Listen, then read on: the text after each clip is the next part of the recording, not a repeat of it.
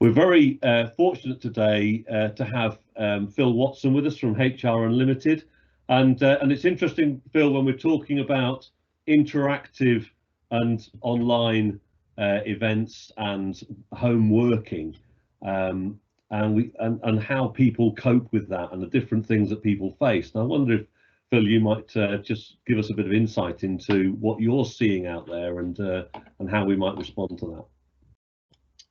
Thanks, Simon. It's very kind of you to say nice things about me. I'm sure I don't deserve them. So I think there are basically 3 R's involved with this. So one R being regular communication, the second R being risk assessment, and the third R being reinforcing motivation. And this isn't just theory all of a sudden for people who are not accustomed to either managing their people remotely, or indeed for the employees who aren't accustomed to, or indeed the employers who aren't accustomed to working remotely. It's quite a technique to develop. But let me go through those 3 R's again. Regular communication. It doesn't just mean continuously updating the brief that you're expecting people to commit to at home. Obviously, that's part of regular communication, but we're talking about the touchy-feely side, the pink and fluffy side of HR. Yes, guys, you thought you'd never need it. You do.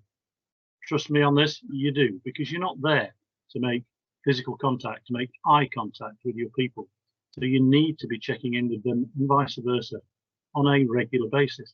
Whatever that basis is, you also need to accept that because they're working from home, they may have an awful lot of distractions. They may have the children at home. They may have their husband at home. God forbid. But that might be the case. They might have both at home, but the husband's not interested in looking after the children. Who can tell? You just need to accept that there will be distractions going on in what is now the virtual workplace. However, all of the psychology, all of the research goes completely counterintuitive to what your suspicions may well be, that you get less productivity when people are working from home. That just isn't true, although it appears to be from a distant perspective. It may even be borne out to be on a few occasions that you don't get the productivity that you might get in the workplace. So you need to learn how to trust people, but hold them to account. And you do that with regular communication.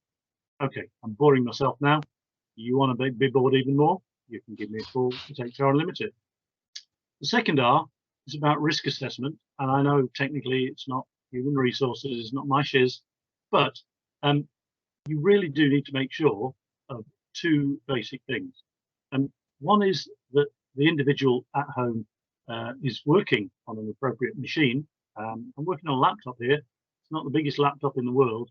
I couldn't do all of my work on this laptop, but I'm using it now because it's got a camera built in, and my desktop doesn't.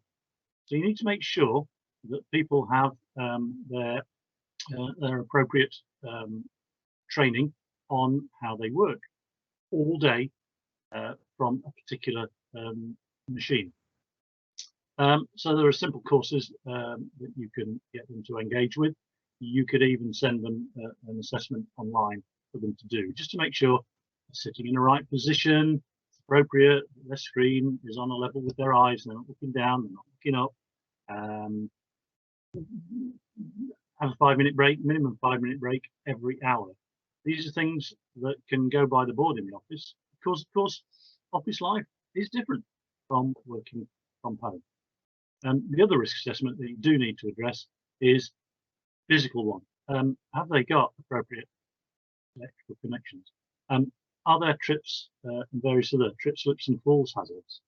Those are all things which are likely to happen in a crowded house which isn't set up as a home office. The third and final R, because now I can sense Nurse Tracy and Nurse Simon nodding off, as well as Nurse Julie, is to reinforce motivation. It's really, really, really important that you engage with people's task and you re-engage on a regular basis to ensure that they maintain their focus and their motivation. This is not about cracking a whip. It's about persuading people rather than telling them, which as a manager, you may not necessarily have been accustomed to. It's about persuading them that they're doing the right thing, that they're doing well, but maybe they could just focus on this area a little more and just reminding them what they're doing this for. Because if they don't do this during this unprecedented, there I've used the word, financial crisis, there might not be a business to come back to. So you need to haul ass, as our American friends would say, and get the work done. But it's your job as your boss, as a manager, to ensure that that motivation remains, to do it in a human, caring way, as well as a business way. And their end of the sermon, I'll be passing the plate round for donations later. Thank you very much, Phil. Thank you for those words of wisdom, Dr. Watson. You know, it is really important, though, isn't it, that at this time we look after staff very well and understand that the working conditions perhaps aren't anywhere close to ideal for people. So, you know, it is tough for them. And we have a conception that when you work from home, it should be completely quiet around you and children can't make a noise and animals can't make a noise and stuff like that. You know, I can hear stuff in my background here, and perhaps I should have muted my microphone to take it away. But that's the reality of life right now, is that it's okay to have children there. It's okay to show the place in which you live. And actually, I think it enhances the relationship because it shows a side of people that you wouldn't necessarily get to see.